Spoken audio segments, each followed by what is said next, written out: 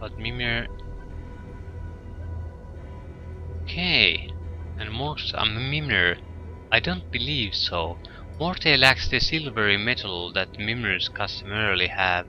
He seems to have an attitude of his own. Such qualities are not present in conventional Mimirs. He may be one, but he's unlike any I've ever encountered.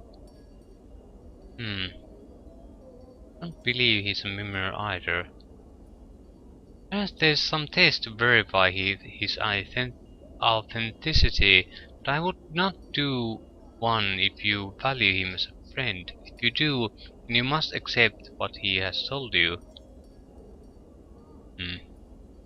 Ask more about Mort. No, we can't. Actually, I'll see if I can talk something about it to Mort. Hey, what's eating you, Chief?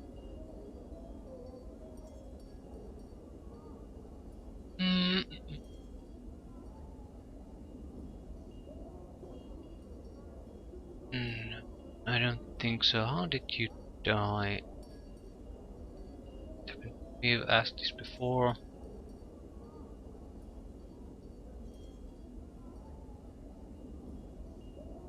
You said you were a Mimir, right? Yeah, but aren't Mimirs made of silvery metal? So, maybe some are, but I'm not, and there's stranger things on the plains than that shit. I don't think you're a Mimir, Mort. What are you? What's with the interrogation? What do you know about Mimirs anyway? Yeah, I know enough to think you're lying to me. First, that bit about the missing line from my bag saying not to trust you, then this. What I'm supposed to think. Okay, I'm not a Mimir, but I know a lot of stuff, so I might as well be one. And what are you? I'm a floating skull who knows a lot. Yeah, what about that Beatorian smell you have? What would you know about what a Beator smells like? Unless... Hey, you've been talking about me with that Tanari, haven't you? What does she know? Yeah. This is good, we want Morte to open up a bit. He'll never tell us these things on his own. Well, she obviously touched on something. What is a Beatorian smell, right? Well, yeah, I saw I smell a little. Excuse me, why do you smell like Beator? I was in the Hells for a while, kinda long while. The stench kinda grows on you. Hey, you were in Hells, what were you doing there? Okay, 12,000, this is good. See, well, there's this pillar on Avernus, the first layer of Beator. It's called the Pillar of Skulls, but it's more like a pillar of heads. I hear some bashful tell it's supposedly made of heads of bergs, mostly sages and scholars, who used their knowing of this and knowing of that when they were alive to stretch the truth a little, so much they might have hurt or killed someone by doing it. Well, when I died I entered up there. Funny, huh? Yeah. So he was a liar and it got someone killed, so he went to hell after dying. Eh? Morte goes silent for a moment. Yeah, you're right. It's not funny at all. You see, I think I knew a lot of things when I was alive. And maybe when I did know something, I didn't always tell the truth about it. I'm thinking that when I bent the truth once or twice, I may have led to someone getting penned in the dead book sooner than they should have. And who?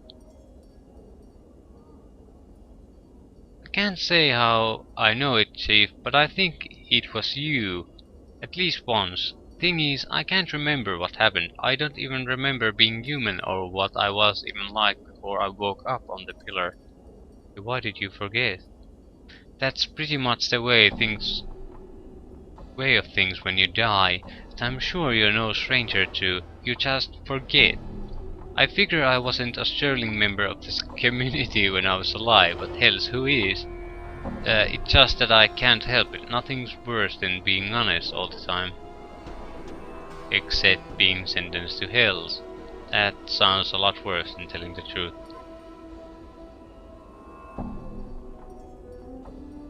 Well, that's true, but you've got to choose your lies carefully.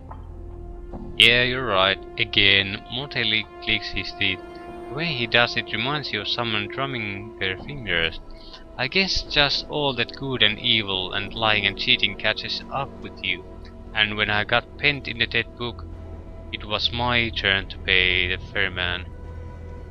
So how did you escape the pillar? Updated my journal. Well, you helped me, Chief. When you showed up at the Pillar of Skulls, I pushed my way to the front.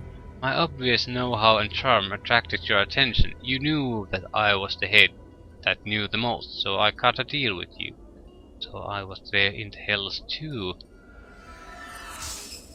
As Morte speaks, your vision seems to bleed into a fiery red, and you hear a howling, a horrible screaming tower of voices, chittering, screeching, hammering, all of them begging, screaming to be freed, and Morte's voice, faint, almost lost in the horror.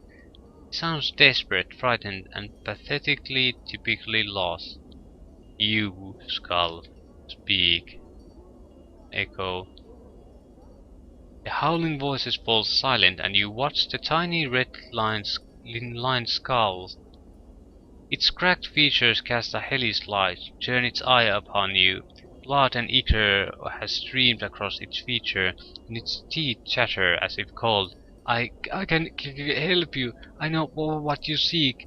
All these heads, all their knowing. Just please, I beg you, free me. Let me help you. I'll tell you anything, everything. We echo again. Will you? Swear it, Skull. Swear you will serve me until my end days, or here you will remain. I swear. Just please free me. You watch as Morte sickeningly swallows his prized, almost a tangible thing. I beg you, let me help you, please. They echo. Very well, I shall free you.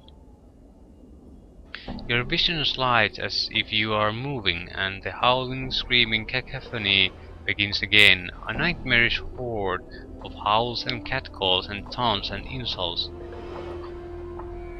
The feel of your hand sliding into the filthy quagmire of the pillar, the biting of fangs, mandibles, and your hands locking around the tiny skull and ripping, tearing it from the pillar like an old scab.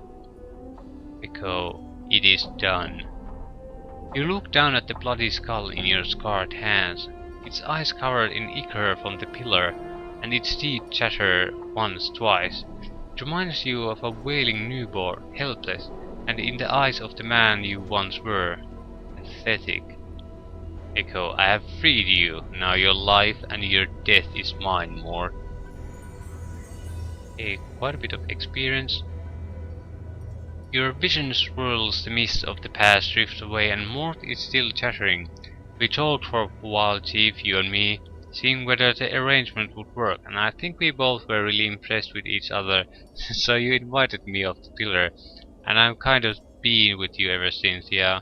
Mort is still a liar.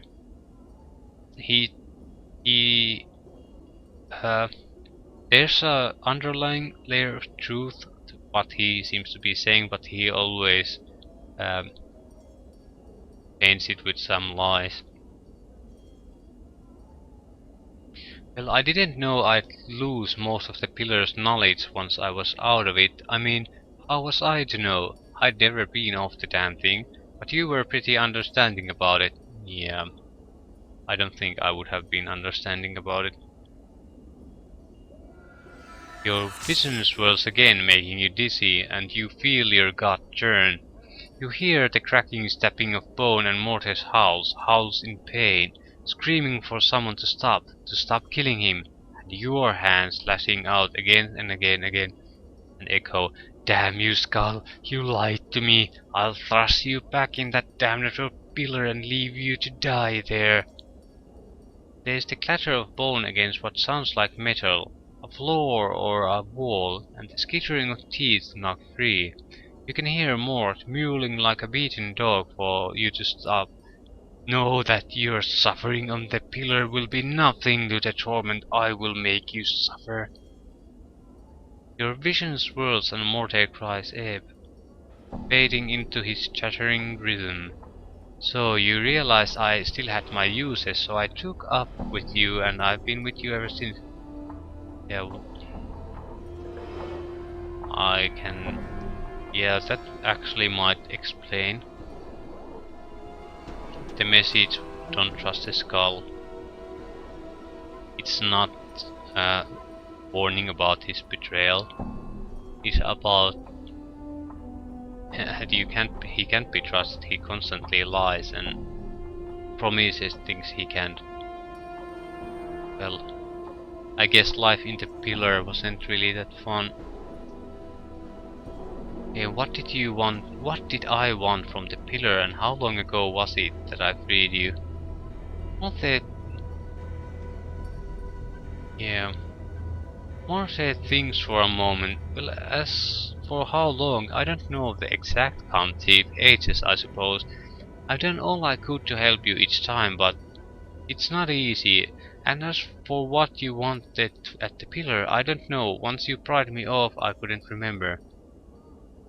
Hey, why didn't you say something when we are to Morsi? Yeah, I think I can guess. It's because of what we did to him. The different incarnations.